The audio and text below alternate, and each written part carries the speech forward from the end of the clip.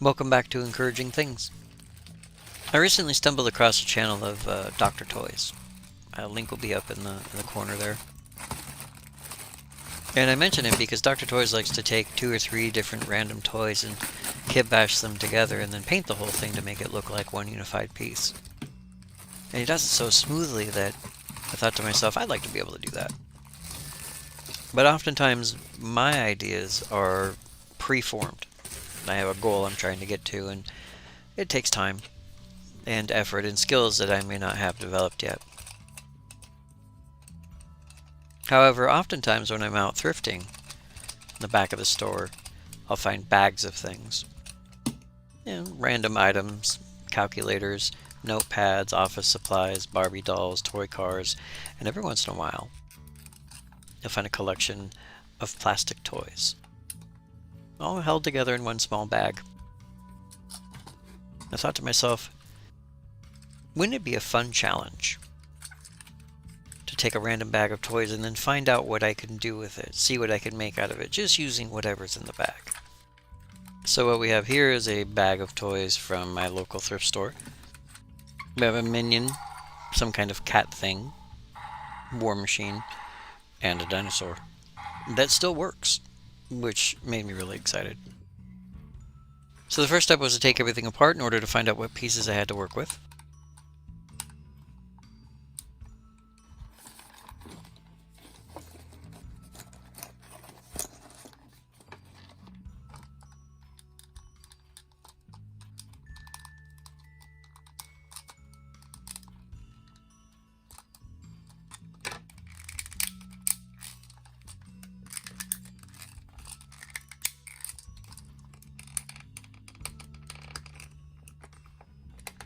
Do not open, do not open, don't open, don't open.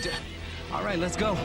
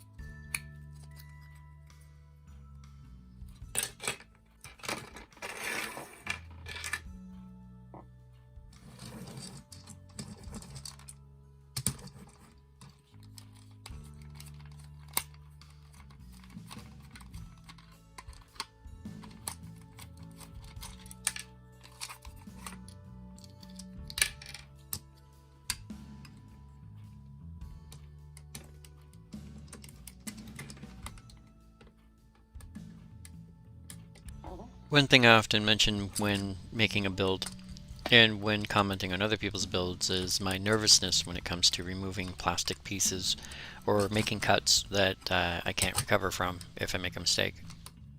And that was another thing on this build that I really wanted to practice on. These screw caps are glued in, and I had to pry them out in order to get the legs off, and to do that I had to damage the plastic. As you'll see later in the build, I was able to easily repair them because when the plastic tore, it tore in a straight line, and I was able to glue them back together, and then the paint was able to cover up any of the blemishes. And any blemishes it didn't cover up didn't stand out any more than anything else. And so, like everything else in this build, it was good to get that practice in, that need to break something apart, sometimes violently, in order to put it back together the way you want it to look.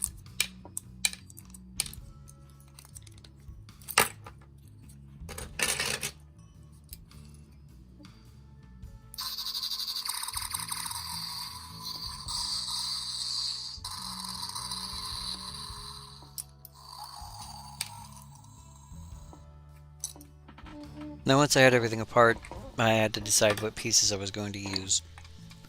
I already had a general idea of what I wanted to use, what main pieces I wanted to use, and then as I was taking things apart, more and more ideas started to form. From the start, I really wanted to use the minion as the core of the build, but I also didn't want it to just look like I built something around a minion.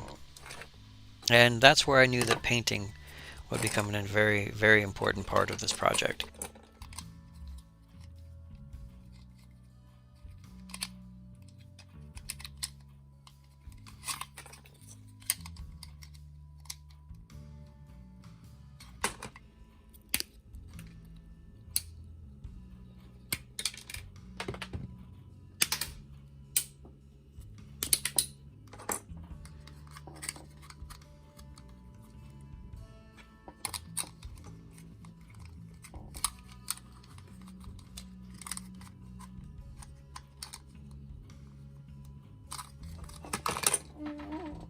Since this build was made up of so many parts, I was having a hard time holding everything together to get a general idea of what I wanted it to look like.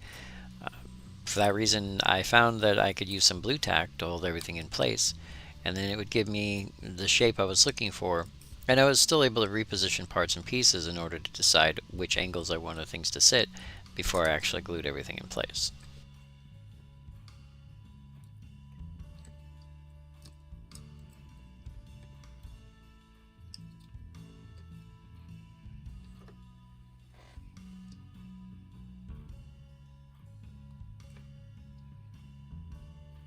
Because the dinosaurs' electronics still worked, I wanted to utilize them in the new build. For that, I needed to cut a hole in the back of the minion in order to incorporate the battery case.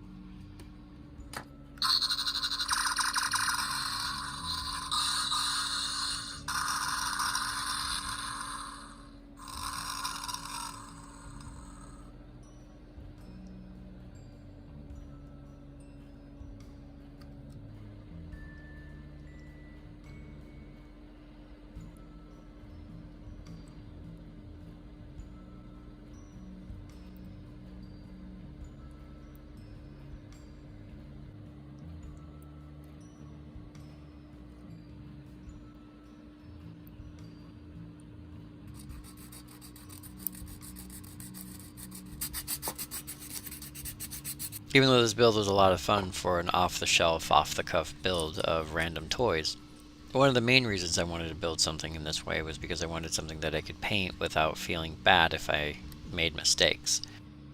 For this reason, I started out with a matte gray color, and then the whole point and purpose of it was to practice my hand painting, brush painting, rather than airbrush painting, and to see if I could get correctly thinned paints to look proper on a Kitbash toy, so that I might move on to more important projects that I want to get the paint right on the first time. For the color choices, I went with blue and orange, somewhere between industrial and soft pastels, very similar to this little guy that I found on the internet.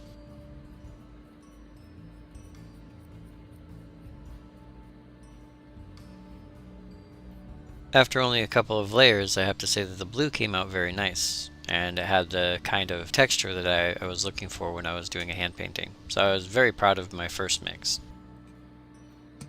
For the orange color, I had a dark orange that I felt wouldn't dry properly, or at least not at the tone that I wanted, so I added some yellow to it.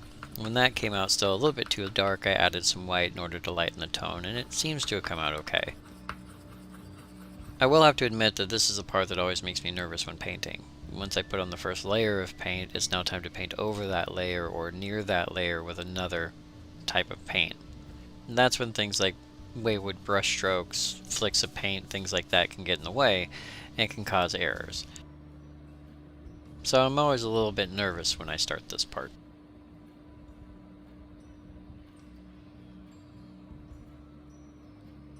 Once all the main painting was complete and all the layers added, however, I was extremely happy with how it came out. I'm still not entirely certain what the consistency of milk means, but I think I'm getting the idea. After the painting was done, I did do some weathering on the build. I did not capture any footage of that, but as you can see, I put on some rub and buff, metallic scrapes and things like that, something I've done previously. But I also attempted to use some alcohol ink. And having never used alcohol ink before, I was not aware that you had to thin it out.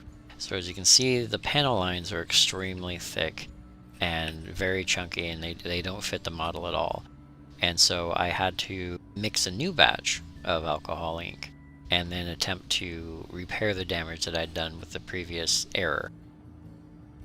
Never having worked with alcohol ink before, I started using it as if it were a dry brush. I was trying to paint streaks and other things to make it look like there was oil dripping.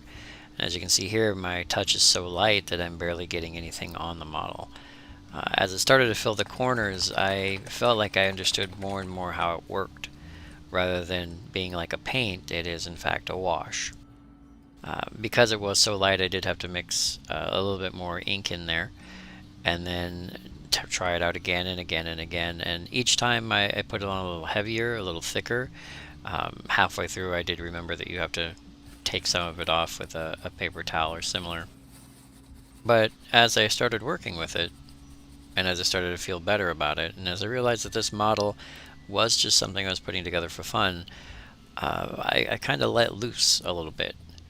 And I just wanted to see what a big, greasy, oily robot would look like.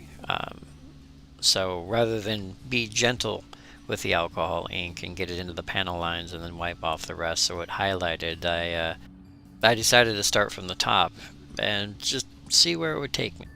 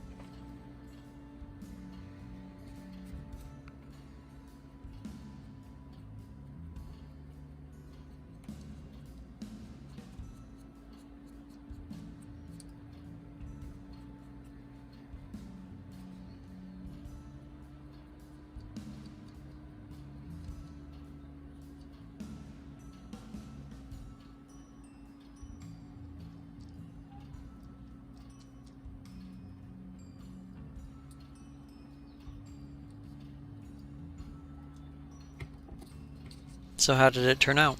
Well, since I began with a bag of toys and no real direction, I think it turned out excellent. Again, the main point was to practice my painting, and I believe that I did a fantastic job with that. Not just with the knowledge that I brought into the build, but the knowledge that I gained from it. What paints are supposed to look like when they're properly thinned, how alcohol ink is supposed to flow, what it's supposed to look like, how much is too much weathering, how much is not enough weathering. It was fun to get the electronics to work, and it was great working within the limits of only what I found in the bag rather than whatever objects I could find around me. And so of course I would like to encourage each and every one of you to go to your local thrift store and pick a bag. Grab some toys, grab a random assortment of something that someone else already put together without anything in mind, and bring it home and kit bash it together and see what you can come up with. And as always, I'd like to thank you all for stopping by, and thank you for watching.